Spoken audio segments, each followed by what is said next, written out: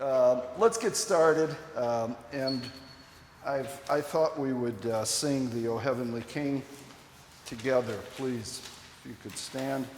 Si sol mi, O heavenly King, the comforter, the Spirit of truth, you are everywhere present, filling all things, treasury of blessings, and giver of life, come and abide in us, and cleanse us from every impurity, and save our souls, O God.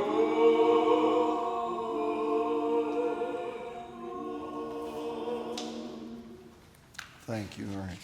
It's a beautiful, beautiful hymn. Today we will begin with Nick making his presentation, and I just want to, by way of introduction, you need no introduction, but I want to say a thing that Nick has just been a joy to work with, and you're a true colleague, and it's just been a lot of fun and fruitful. So I want to thank you for that personally. It's really invigorating to get that kind of collegiality in the Orthodox community. So thank you, Nick. Please. Thank you, Peter.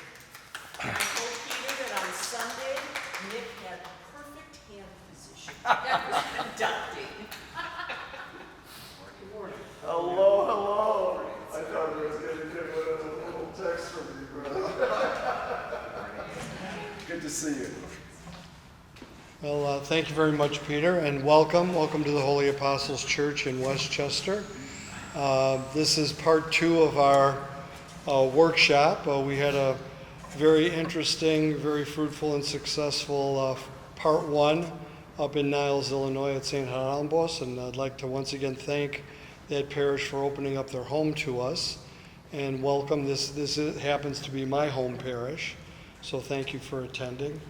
And what we're going to talk about just for a little bit is our membership within the choir, and how do we attract new members, and how do we keep existing members. And I've been doing this for a while, and it seems like post-COVID, things have gotten more challenging in trying to keep the music ministries strong. I suspect that other aspects of our liturgical life feel the same way. I have very, very limited access to Paloumpis for obvious reasons, but the ladies at this parish, like all parishes, work tremendously hard in their membership, in the good works that they do, and it's been my lifetime observation that if you want to find out what a parish is doing, talk to the Paloumpis first, because they're the hardest working people here. And it doesn't matter if it's in the suburbs or in the city, or I'm guessing other Orthodox jurisdictions, that's a standard. So how can we kind of follow their lead, and what are the things that we can do to make it exciting and interesting and worthwhile for a person to stand up and say, I want to join the choir. Okay? In the things that I have observed over my lifetime, in talking with a lot of other choir directors, in going to other churches for various sacraments or different things throughout my life, and just observing, the main stumbling block seems to be, and this is not true of all parishes, but in the parishes that seem to be struggling the most with regard to the choir, they've become a clique. And it seems like they don't want to do any outreach. We've got our group here, and we've been doing it, and we've been doing it this way for a long time, and that's just it. And so I am a very strong proponent of open arms and welcoming everyone. Okay? And we need to be conscientious of that. We've all got very busy lives. What I try to do here is after the Divine Liturgy is done and the choir sings the recessional as people are getting their Ondidero, I always take a few minutes to come in to mingle for the coffee hour. Now, we can't do that every week. I might have to jump in the car and go out to St. Athanasios because my cubado's grandson is getting baptized, or somebody's wedding is happening at St. Constantine on the south side, or whatever. So I'm not asking you to change that aspect of special events in your life, but I'm also suggesting let's not skip a meet and greet, as they say in the entertainment industry, working the room. And let's make sure that we do that on a fairly regular basis. Okay? There's a big advantage that I have in this church because of the construction. The choir loft is in the front, which is a little bit unusual for most Orthodox churches. They're usually in the back. They're usually elevated in a choir loft that's out of eye contact with the congregation. But you walk into Holy Apostles and everybody sees the bald guy waving his arms around. So if anybody has an interest, they know who to come to. Are you saying that that's a useful recruitment tool? Indirectly, and somewhat by accident, yes, it is. It is. So you have to know the lay of the land, and I know that you have a particular challenge because you're elevated quite high, but you are out of sight of your community on a Sunday. Now, you also have been with that community for a long, long time, so people know who you are. Annunciation in Milwaukee. Yes, Annunciation in Milwaukee. And Peter has been with the St. Andrew's Church on the North Shore for many, many years, but a similar situation. Your loft is in the back, it's elevated, and you're removed physically, and people, even if they were to take a moment to truly turn around in their pew, they're not going to get a good look to see. I put a mirror on this. Well, you get good reflection. okay, and that's what today is all. It's about sharing ideas. So I'm not sure how valuable that one is. She's at an obvious disadvantage with all that hair, but I mean, Yeah. what are you going to do? But you see where I'm going with this. Absolutely, This first thought to share. But you want to be engaging. You want to be welcoming. I'm not trying to change your personality. So if this really is difficult for you individually, find somebody in your choir that can represent the choir and do that type of thing. Or maybe share the responsibility among a core group of your singers. And be available during the coffee hour. Occasionally, and this is the perfect time of year because we're all getting ready for the new ecclesiastical year, talk to your Sunday school teachers. Talk to your Sunday school superintendent or principal or whatever their title is. because the children are coming back after a summer break, okay?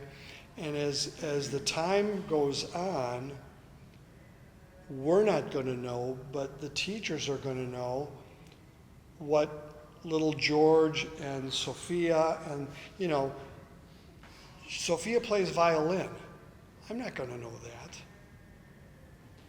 George plays piano, or George doesn't play a note, but his older brother does. And find out about the children that are in our own communities. And then go to the parents. Find out who the parents are. Talk to them. Find out the musical interests within that family.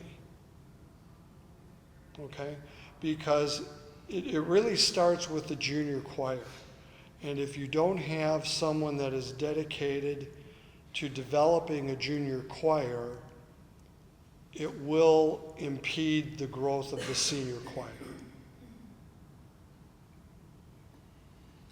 Okay, yeah. Why don't you explain how we do the junior choir, because I kind of like it. Okay, well, and I'll say again, I'm the luckiest guy around. I've got a gold horseshoe in my back pocket, and I never take these jeans off. But I have several members of my choir that are music teachers. In fact, including Maria, who's also a degreed musician. She got her master's degree from bachelor's degree from DePaul University. Just say yes. But in addition to, and I don't have a degree in music. I'm from a family of musicians, but I minored in music. I majored in business. But I have several of my members are music teachers. So I've said forever that I'm probably the fourth or fifth most qualified person in our group to be the choir director. But that's how it worked out. But we have people who will go to the Sunday school on a regular basis, and when the children go for Holy Communion, Betty Schieber, who's one of the people I'm talking about, she'll leave with the children and she'll take the piano, and that's part of the curriculum for a couple of the classes during Sunday school. And once a month, she brings in children and they sing the Divine Liturgy with the senior choir, and we call it the Sunday for Children in the Loft. And everybody sees the kids, and the kids are there, and they joyfully have made this commitment. And that's one of the beginning steps of developing the music ministry of your parish. And whether they sing very well or whether they're just struggling to keep up, you know that mom and dad and Yaya and Papu and Nuna are in the congregation very proud. And once you get that encouragement from home, it kind of has a life of its own. Because with the children, you've got to get a commitment from the parents, because they're not going to come to church on their own. They can't. But if you get that, I'll call it buy-in, and there's my advertising and marketing background seeping through. If you get that buy-in from the entire family, that's one of the biggest challenges that we face. And I would say that's probably true of any organization within our faith. So, putting the feelers out with the Sunday school is important. Putting the feelers out as you're just talking to different people in the coffee hour is another thing. You also occasionally would like to put something in the Sunday bulletin. Looking for people who are interested in music. Talk to Nick about possibly joining the choir. Just a 2-sentence thing. it doesn't have to be a engraved invitation, but it's something to just keep top of mind for the congregation. Because we've got a lot of people that sang in their high school choir or played in the orchestra or the marching band or did something, and for whatever reason that interest has kind of been pushed off to the side. So you want to make sure that they are aware that you're welcoming them and you want to at least talk to them. Now, even though my whole career was as a salesman, and you can read into that whatever you want, for this I never ever do a hard sell. Kind of leave my advertising and marketing stuff at home before I come here on Saturday. And there are people in our congregation I've talked to off and on for years, and I'm still waiting for them to take that step forward. But if they're talking to somebody else, they will never say, well, that Nick Paloumpis sounds like he knows what he's talking about, but boy, is he a high-pressure guy. Well, if there's anything that's going to turn anybody off, it's the high-pressure guy. And especially in our church setting, we don't want to be that. Okay? So now we've got somebody interested, so what do we want to do? You want to tell them about the choir. In the case of this community, because over 90% of our community are American born. So we have a very high percentage of English and Greek mixed together. Your parish, the complement of your parishioners might be different, and you have to adjust accordingly. Like always, talk to your parish priest. Okay? But we have a high percentage of people who are American born, mostly Greek speaking, but it is the second language. Well, if that's the case, then you want to have music that has the Greek but also has English phonetics. And we do. And I also stress with new members, it's not critical that you know how to read notes. You don't have to read music to be a part of this choir.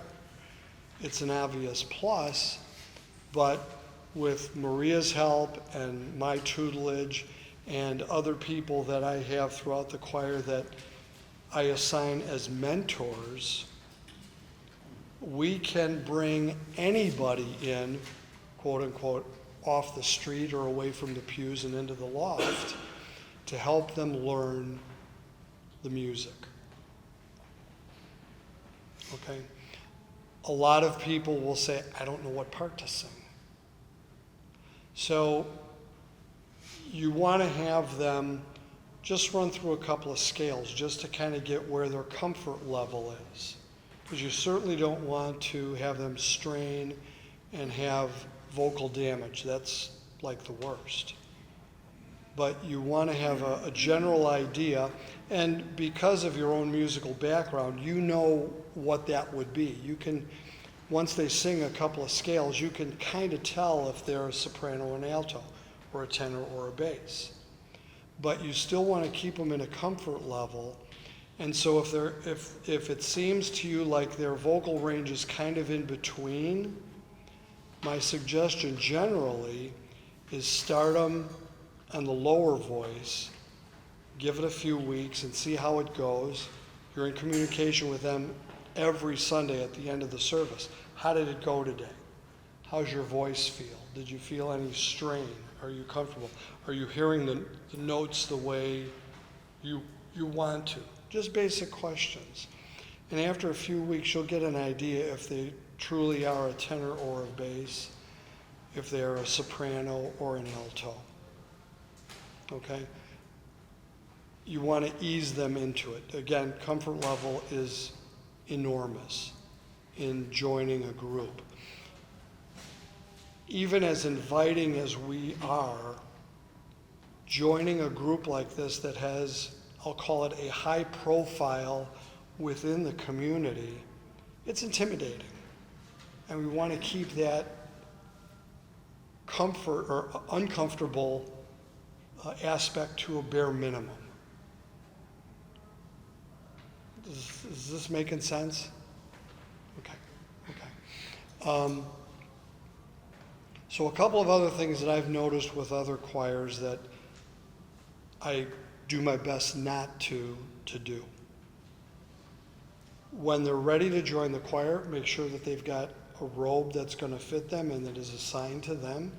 Make sure that they've got a full complement of the music ready to go. You should always have, in my mind, at least one or maybe two books of music that are unassigned and sitting on the shelf waiting for that next person to walk in. Again, because you want that comfort level from the time that you say, we'd like to welcome Joanne Volokakis to the choir.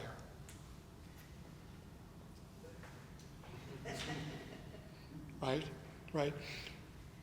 The other thing that you have to stress this to your existing choir members. You're the choir director. You place the voicing.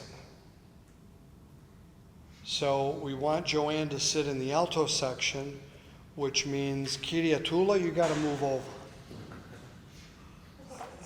Yes. And that is a much bigger speed bump than, we're laughing about it, but it's too true. This is my spot because the worn out spot on the carpet fits my feet perfectly. Wrong. Move over, or so-and-so and so-and-so. We've sat together for years. And that's why I want to put Joanne between the two of you, because you both know the music. And until she gets comfortable for a few weeks, I'd like her to stand between the two of you.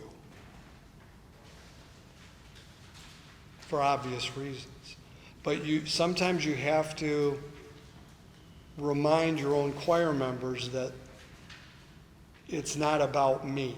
I know you've been here 43 years and you know every note and this and that and the other thing, but it's about the group, it's about building the ensemble. We're not bringing this new person in to turn your music pages. So you've got to make sure that everybody buys into the welcoming aspect of things. Because I've heard my whole life, I joined the choir for a few weeks, but it wasn't for me. Well, sometimes you read between the lines and you know exactly what happened. It's too often it's like a new family comes to the parish and the welcome committee is not on top of things as they walk in the door and light their candle for the first time. And after a couple of weeks, nobody said hello to me, nobody talked to me during the coffee hour, nobody smiled. Well, the welcoming committee is supposed to help melt the icicles. And after a few weeks, this family finds a different parish. We've all seen it. And to a lesser degree, but the same result is you get a member for a few weeks and then they quit. And of course, we don't want that. So, other things that you can do to discover where you might find possible choir members.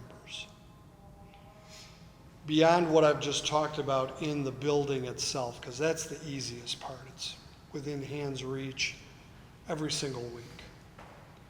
But like Paloumpis, I think we need to do some outreach to find other Orthodox that can come, that want to come, and maybe just don't know how to take that first step. So, find out who some of the area musicians are in your community. There's a good chance that there could be a music teacher in your parish that sits in the congregation and you don't even know what their background is. Not that they themselves would join the choir, but maybe they're a music teacher at the middle school and you don't know that.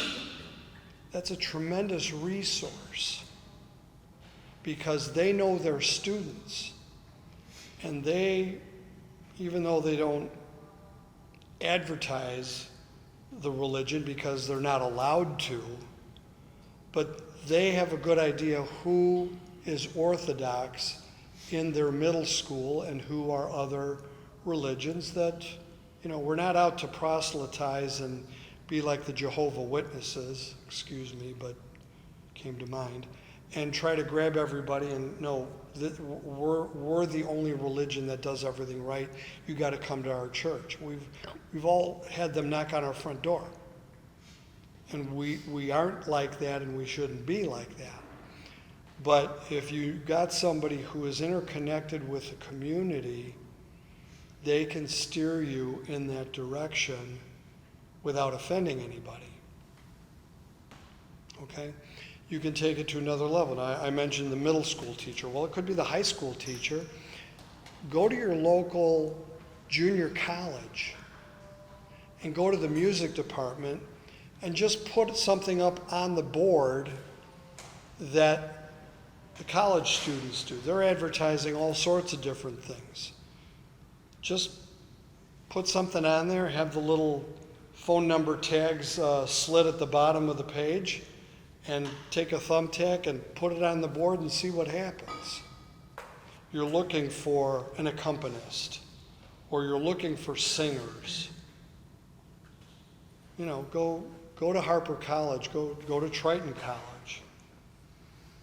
At Triton College, we had the perfect person in place that, and that's not going to be the typical scenario, certainly, but you might get lucky. You might find an individual that can be that Sherpa guide for you to help with recruitment. Any questions so far? It makes sense, doesn't it? And it's not really reinventing the wheel or doing anything that should be outside of our comfort zone. Did you have a question? Yeah. Sure. I have a situation that we're trying to start this. Right. And I have done a good job. I've got like about 20 different people kind of interested. That's fantastic. But I know I will never get enrolled every Sunday. And then I'm like, will they come to a Saturday rehearsal? It's that beginning part that I'm... Yes, to kind of that first step in developing the music ministry is also very important, critical, and it's not an easy thing. 20 people is phenomenal. Nowadays, most choirs can't say that they've got 20 people in their group. Okay? So what I'm sure you're doing already is finding out what their individual schedules are to see when the most likely date to have regular rehearsals. And I'm a very strong proponent in regular rehearsals. I know of way too many choirs that they rehearse 4 times a year. 2 or 3 times during Lent and then the week before Christmas. And oh my gosh. I'm a very strong proponent of everything that we do either gets a little bit better or a little bit worse almost every week. If I were to walk around, and this would be like a major miracle, but if I were to walk around and truly not speak a single word or a single sound all week, I know I wouldn't be able to sing on Sunday.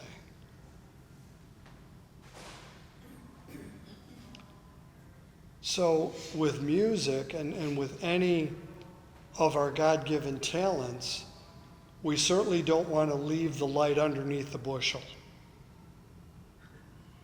We want to make sure that we're doing the best we can with what we've been given.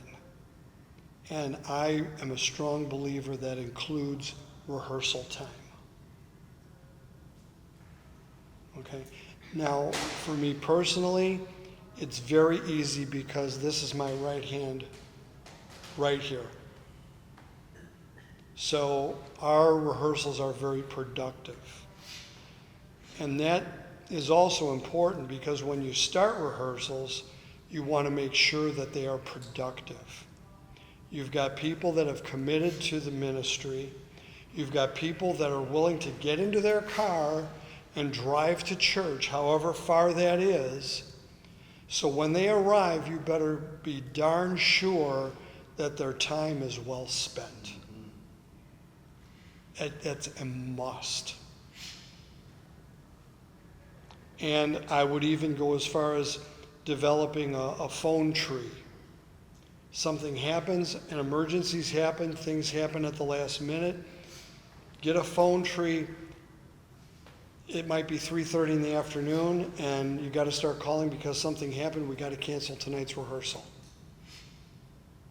And so if you can call, of your 20 people, if you can call 3 people to then reach out to the other 17 and let them know we're not going to be at St. Connie's tonight. Because another terrible scenario is that nobody called Nick, and Nick went to church and nobody was there. And Nick doesn't live across the street from the church. He can't see it from his front door. He had to get in his car and he had to go, and nothing. You never want that to happen either. You always want to have good communication in anything. Okay? But again, let's backtrack a little bit. You want to make sure that you have a time that fits for your 20 people to get together and rehearse. Now, for some people, for some groups, it might be coming extra early on Sunday morning, and even before Orthodox starts, you're rehearsing. Maybe that's the time to do it. Some choirs, and I'm not a proponent of this, but some choirs will rehearse after the Divine Liturgy and after the coffee hour. They'll stay, okay? Because you just sang for a Divine Liturgy, and because almost all of us are not professional singers, you're tired. And you want to make sure that you're at your best, not only when you sing praises to the Lord, but when you're rehearsing too. So personally, I'm not a proponent of having a Sunday noontime or 12:30 rehearsal for that very reason. But if that works for you, doesn't matter what I say. Okay? For most people, for most groups, it's going to be an evening in the middle of the week. And you got to find that time that it's going to work for you. Again, if you're putting a rehearsal time together, you want to make sure that it's time well spent and that it's ample time to get things done. I would never have a 20-minute rehearsal because most of the people are going to be in the car longer than they're singing.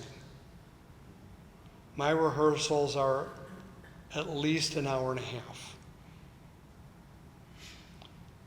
As we get closer to Holy Week, as we get closer to other holidays, and my choir is very, very active doing other things outside of the Divine Liturgy.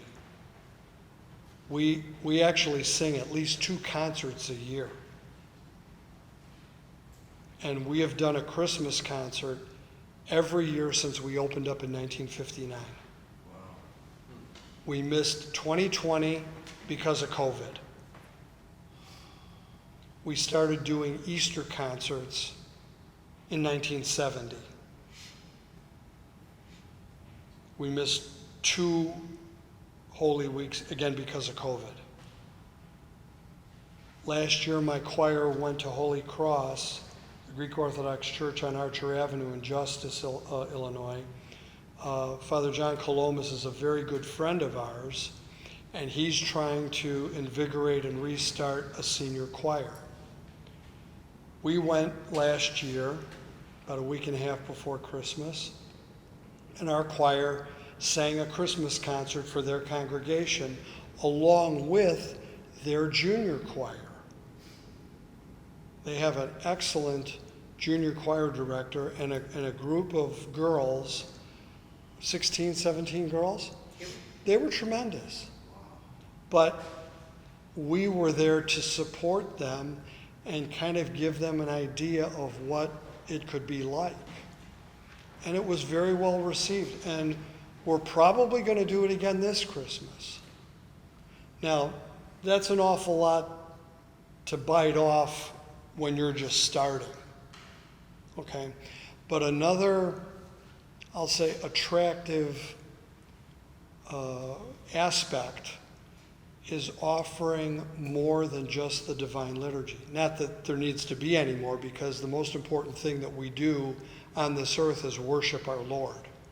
So nothing is more important, nothing is more essential to our salvation than what we do on Sunday. But that's the importance of the music ministries. See, I see our Orthodox faith as you're fitting into one of 5 groups of people. You're either a clergyman, you're a psalty, you're working in the altar, you're singing in the choir, or you're part of the congregation. That's it. That's it. At that particular time, the Paloumpis ladies, many of them are choir members, or they're in the congregation. So for that time frame every week, that's what we do. And there are a lot of people who want to be more involved than just sitting in the pew and looking at the altar. And now there are pluses to that, and I was forewarned when I first started directing as a teenager, and it was Georgia Mitchell that warned me. She says, "Nick, you're going to get involved, you're going to get focused, you're going to be wondering what the basses are doing." True. You're going to be wondering, what the priest is the priest going to skip that short set of hymns and go from here to here?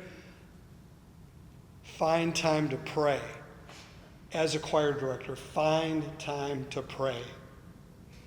Because you'll go through an entire liturgy and you'll get in the car like, I didn't pray today. I directed, and maybe I helped inspire the congregation to be more prayerful, but find time for yourself too. Every time you walk into the building. Start the choir rehearsal with an opening prayer.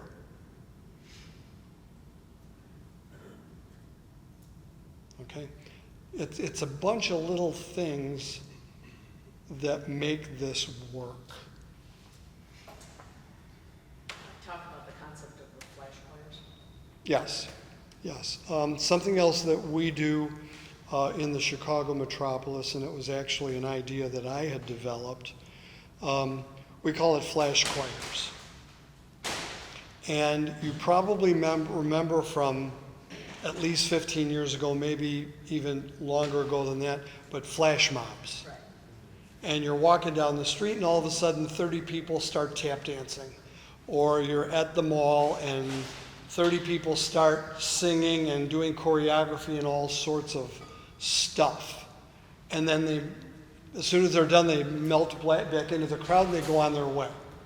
We've all seen it on TV. We've probably all been victims of that at some point, just being out and about. And it was kind of a fun thing. So this was quite a few years ago. We were having an anniversary lunch for our congregation. I think it was our 55th anniversary. And we had a lunch at one of the Greek-owned restaurants. And Father Chiganis, who was our proistamenos at the time, a blessed memory, he said, Nick, this is just going to be a very short presentation. I'm going to say something. Father Nicholas is going to say something, our assistant priest, the parish council president, the Paloumpis, and that's it. We don't need, because the choir, my choir loves to sing. We love to perform. We've got more than our share of hands in the group. So Father Bill says, this isn't going to be the right thing. It's just going to be very short, blah, blah, blah, blah, blah. Okay, Father, I understand where you're coming from. That didn't stop me. So a couple of weeks before this luncheon, got the choir. Actually, we came into this room, and I wrote a song, changed the lyrics, and I said, we are going to flash mob the congregation at the lunch. And I don't know when it's going to be, but wait for my cue. And the perfect time it turned out to do it was when Father Chiganis was ready to give the microphone to Father Nicholas. And I wrote a song, changed the lyrics to, from My Fair Lady, Get Me to the Church on Time. And we changed it to Get Yourself to Church on Time. And I got up and started out as a solo. I come to church every Sunday morning before the church bells even chime. And then a third of the group from wherever they were throughout the banquet hall stood up and they sang, we come even farther to hear the word from Father. At least we get to church on time. And then the second group stood up and said, some come before Holy Communion. That's when some others just arrive. And then the final group got up and said, don't be a liar. We see you from the choir. Now get yourself to church on time.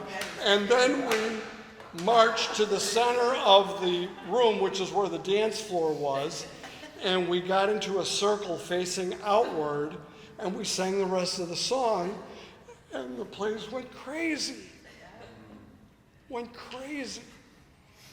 And as soon as it was done, just like we walked back, and that was it, and Nick Kumis, who's part of my choir, and part of it, as soon as we're done, don't take a bow, don't acknowledge anybody, just go back to your seat like they do with the flash mobs.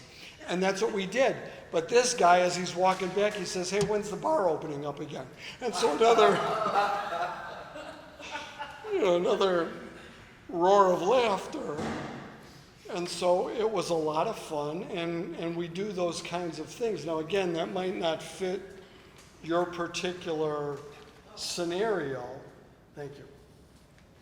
Might not fit your particular scenario, but you kind of get an idea, and you know your congregation, you know your parish priests, and you know what would be acceptable to share. And we're sharing our talents, we're sharing our love, we're sharing an aspect of our God-given music ministry that we've been blessed with. And there are a lot of different ways that you can do that in addition to the Sunday worship that we're all taking the responsibility to help the congregation feel more spiritual. And that's really the primary goal. That's what we want to achieve. And if you can do it in various ways that can be fun, and the side benefit is people from the congregation experience it as a witness and say, you know what? I think I'd like to try that. I think I'd like to get together with them and be part of that. And I was actually, it was really fun. But the Choir Federation flash choirs. Yeah, I so don't know in your guys' jurisdiction. so if there's after an equivalent. so after Holy Apostles did this event, I brought this to a Choir Federation board meeting, and Joanne and I are both on the board for the Chicago Choir Federation. And from that, we developed the idea of what we now call flash choirs. And so what the flash choir concept is we reach out to churches and we talk to parish priests that don't have choirs. And we offer to come to their church to sing the Divine Liturgy on a Sunday. So that they, who don't have a choir, I mean, not that you're trying to replace the psalty, because they have a very important part of the worship itself, but to augment the music ministries and to show people that it can be more and worthwhile. So we've been doing flash choirs for quite a few years now. And we take road trips. We've had a flash choir. We went to St. Constantine in Rockford, Illinois. We did a flash choir in Madison, Wisconsin. We did a flash choir in Kankakee, Illinois. We've done flash choirs all over the place to help promote the music ministries of our faith within the Orthodox metropolis of Chicago. And it's been very successful. How many new choirs have developed? Like 7 or 8 new choirs have developed. A couple things. For a church that doesn't have a choir, there may be some members that are kind of to see what it feels like to have a choir. For a church that has a smaller choir, it kind of shows the rest of the congregation what it could be like. And for the members that go traveling, it's fun. You know, so I'm not sure in your guys' jurisdiction what the equivalent might be, but it kind of makes people think differently because of it, and it's just fun. And so, exactly. Yeah, Exactly. And in the few years that now the Chicago Federation has been expanding the flash choir concept, I think we have helped develop and establish 7 or 8 new choirs within the Chicago metropolis. Well, who's going to say that's a bad thing? And again, if you've got the invitation from the priest, I do not advocate just coming to a church on a Sunday unannounced and saying, we're a choir, we're going to sing with you today. Wrong. Not good. But if you talk to the parish priest and give them time to think about the concept and the idea, I can count, and we've reached out to 20 different churches. I can only think of one that said no thank you. Pretty good average. And so we've now taken it, in my mind, to the ultimate step, because the current president of the National Forum of Greek Orthodox Musicians is Nick Chimitris, who's from our region, and he has taken that idea to a national level. So now all 8 choir federations of Greek Orthodox throughout the United States is aware of the flash choir concept. And I know in New York, they've already started 4 new choirs that they never had in 2 years. They've taken it, and they've run like it's mid-season football. And Denver is starting doing it, and the Southeast Federation, based out of Atlanta, they've started doing it. And so this kind of goes back to my days in advertising and marketing, but when I first got out of college, and my mentor, and I started at the Chicago Sun-Times, which I think you all are aware of what that is. He said, Nick, he says, there are very, very few brand new ideas. Most ideas are taken from other people, and you just simply put a little mustache on it so you can call it your own. And so these are some of the ideas that we share with each other and need to modify to make sure that they work the best way they can for your particular, again, I'll sound like the advertising guy, target audience. Does that make sense? Yeah. The other thing that was interesting, we had one week, I can't remember exactly why, but we didn't sing, but we stood among our congregation, and we have in our congregation a lot of people that kind of hum along. You guys probably do too. By being out in the congregation, you hear people, it's like, why don't you join the choir? You know, that's another way of like listening. Yeah, stairs. But figuring out who in the choir, in the congregation is humming along, like maybe sending out spies. Something else that we do here, and again, we're kind of very easy to talk into doing extracurricular things. This year is our 65th anniversary here at Holy Apostles. So in a few weeks after the kids come back and we start Sunday school again, this fall we're going to have a talent show night. And we're going to find out who the kids are that play the violin, play the clarinet, play piano, sing, and we're going to have an evening of musical talent. And we're going to do it in the multi-purpose room to kind of expand the possibility of different types of music, and not, this isn't the right word, but I'll use it anyway.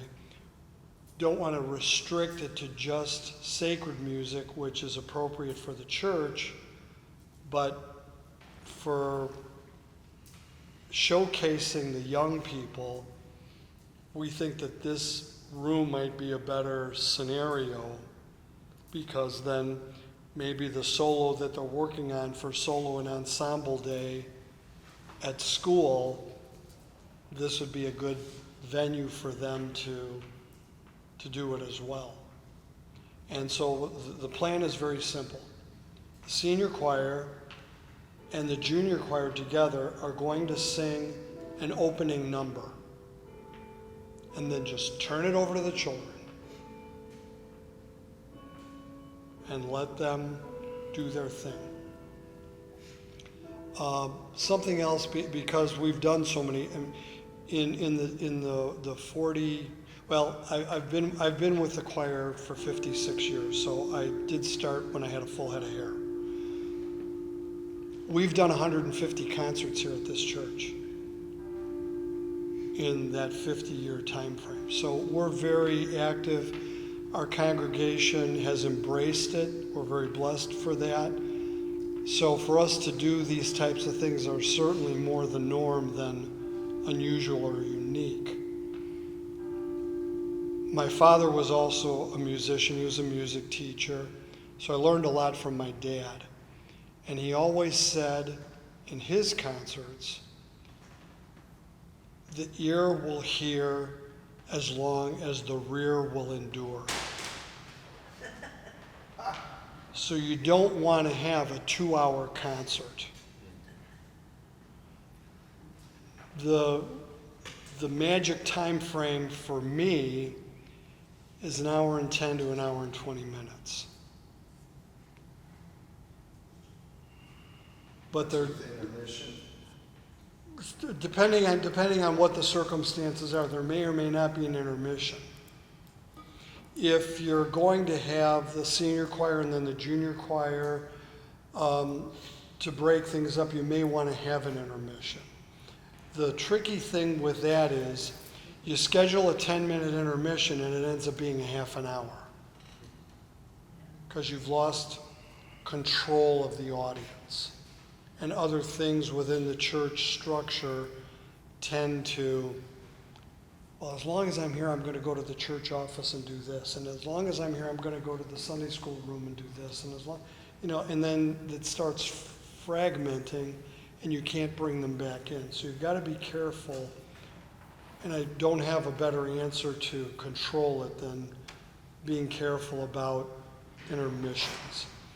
If it's an hour and 10 minutes long, you really don't need an intermission. And that's part of the point. And generally, you're going to have the parade, and you're going to have the coffee hour and the goodies and everything laid out for everybody to do the visiting and the congratulations to the children and this and that and anything anyway. And for those that need to attend and then take their child home, okay, we'll see you Sunday. You don't have to stay for coffee, but you make it available. And you make it another event that is part of the church life. And I've always thought that we need more of that because so much of the outside world is tugging us away. And we're finding it harder and harder to get together to do worthwhile things, that this helps kind of bring that cohesion back together within each of our communities. Make sense? Yep.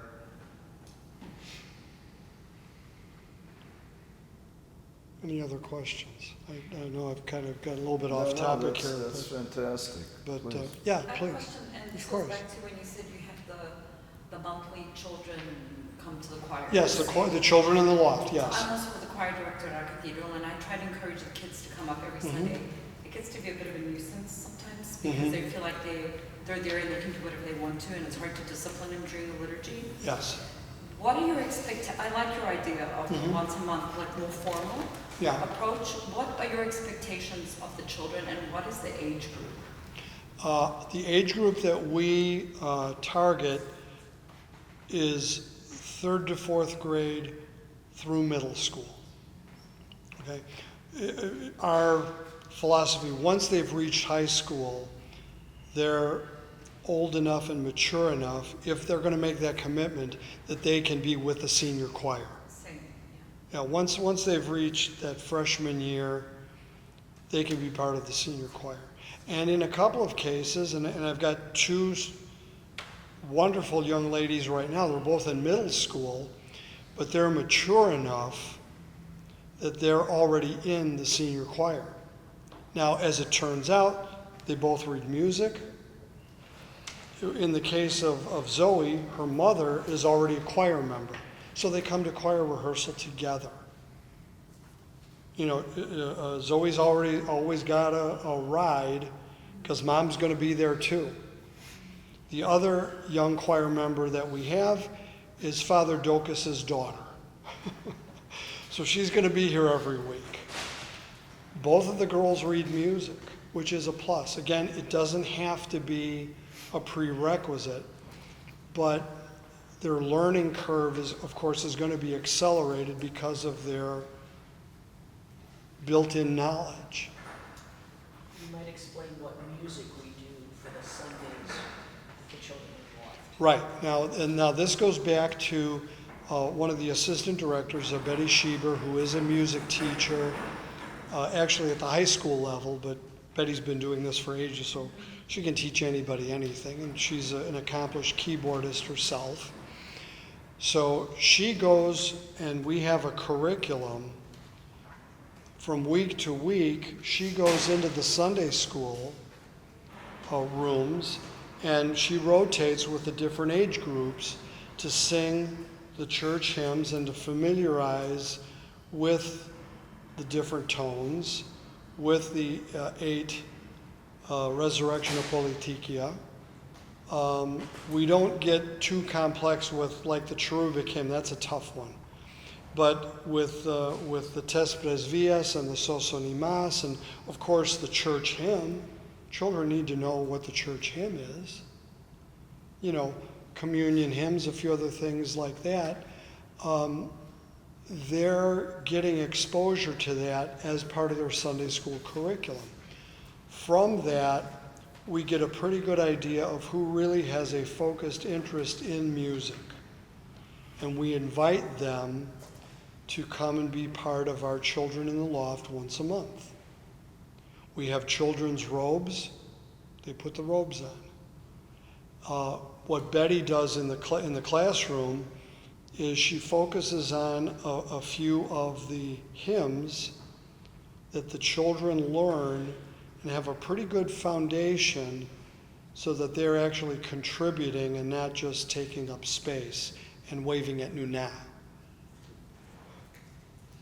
And some of the music is simplified unison melody. Okay. And then it's really cool the way Nick does it, like in Anita, you know, the choir will sing it, and then the children sing it, just the children, simplified melody, and we alternate back and forth, but it's kind of showcasing them, and it's just so. Yeah, and again, because we have a predominant English-speaking American-born, we also rotate Greek and English.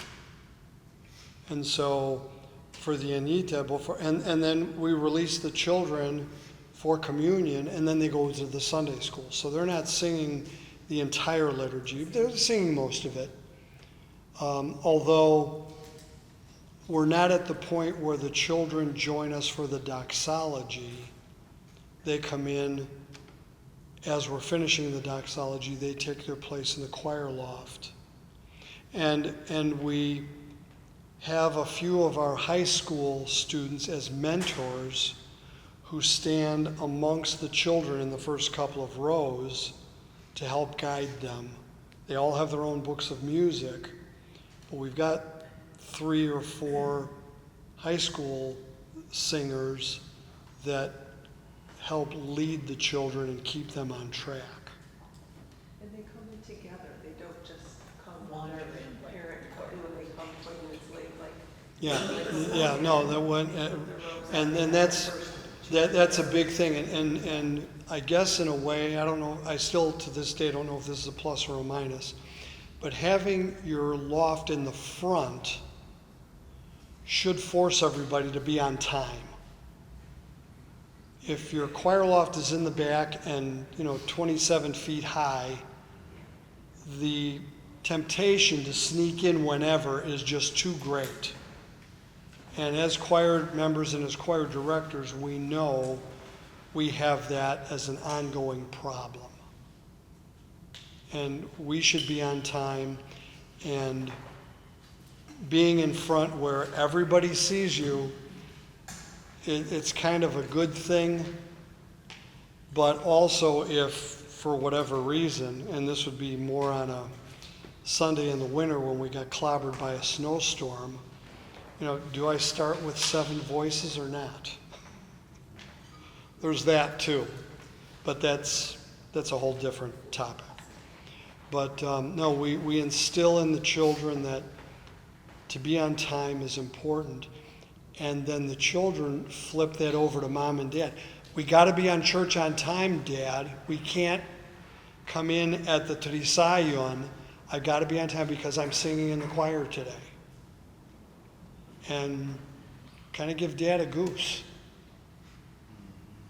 That today you got to be here by 20 after 9 because I got to get my robe on and I got to get in line because that first Amen is right at 9:30. And this was instilled with Father Chiganis, was never a proponent of Greek time. Never existed with this community, ever. During lunch, I'll grab a few and you can kind of flip through that to see what we do, how we introduce it to the children. And a lot of it is just the text, because growing up in the community and being in the congregation with Nuna and Mom and Yaya and everybody, a lot of the kids know the melodic line. And it's being reinforced through the Sunday school tutelage that Betty Schieber and the Sunday school teachers do on a regular basis. So it's not critical, well again, it's not critical that anybody knows how to read music. And for some people who don't know it and haven't had a chance to talk to us, they think that, oh, I don't read music. I can't be in the choir. I don't read music. Well, guess what? Come. Be part of this. You know, my mother was a lyric soprano.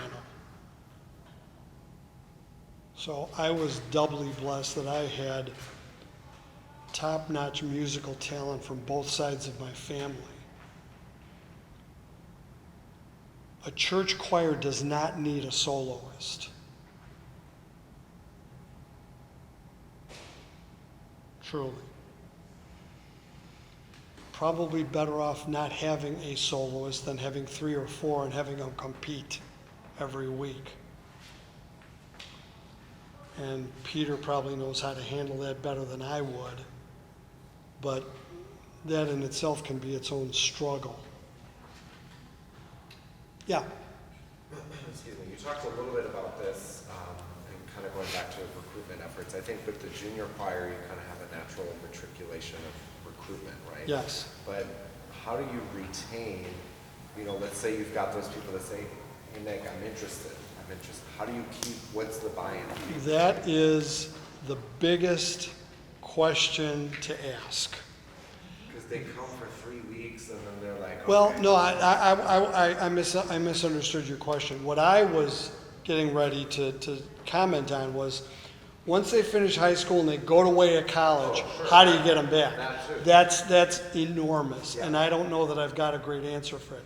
Yeah. But I think what helps, addressing specifically your question, I think what helps is all these little things coming together that really identifies the value of being in the choir. Okay? You want to make sure that the time spent is time well spent. You want to make sure that everybody is learning something when they come to rehearsal. And the learning could be a more cohesive group and better blend quality and starting to get in what I call the secondary aspects of music. Yeah, you learn the notes, you learn the value and the length of the note, so the length of the syllable that's being sung, you all want to start and stop together. But there's a lot more to music than just that. But for most of us who are not learned musicians, that's kind of how you learn it. You learn the notes first, you put the text together with it, you start and stop together, but now how do you integrate the real musicality in what that first level is? And Peter's going to talk about more of that in a little while once I give him the podium back. But I think you understand where I'm coming from on that, because there is more. There's blending. You don't want to have 4 sections that sound like 4 sections. You want it to be a interwoven, it's a musical tapestry that you want to create. And like a tapestry, if you pull at one string, it starts to unravel and you ultimately destroy the beauty. So that's what we're trying to bring together with our individual voices, with our soprano section versus our tenor section versus the first and second altos, and et cetera, et cetera, et cetera. And our wonderful foundation, which of course is the bass section. And if you're blessed to have a bass and baritone section, my goodness, even better. It's all of that, but it's a multiple step, and in my mind, the best way to develop that is to have a well-prepared, I'll call it agenda, for your rehearsals. Make sure that when they get in the car, it's worthwhile time spent, and you don't have to remind them of it. They know that themselves. Boy, we got a lot done last Wednesday. We got a lot done. Or, boy, this this Sunday we really sounded good. And the last couple of weeks that we worked on this, that, and the other thing, that's where the basic buy-in is, in my mind. I was gonna say, the other thing I think that helps, what Nick does is, why don't you stand next to so-and-so? But so-and-so is almost like their mentor. Yeah, You like to mentorship. question, so it's almost like somebody that will miss me if I don't come back. Okay. You know, and you might Yeah, even want to there is that kind of social aspect that I really didn't even touch on. Yeah, so you don't, because it's hard to walk into this group that knows, so that, and you might even step in and ask that person, you know, touch base during the week, ask if they're going to be there on Sunday. So it's not just the choir director doing that, but it makes me feel part of it. There was somebody that did that when I first started here, and I was like, why is she being so nice to me? I can't disappear. You know, it was so unexpected, you know, and it just, it pulls you back. Yeah. Thank you all very much. Appreciate Thank you, your Nick. interest. Thank you. And we'll turn things back over to Peter and continue. Thank you.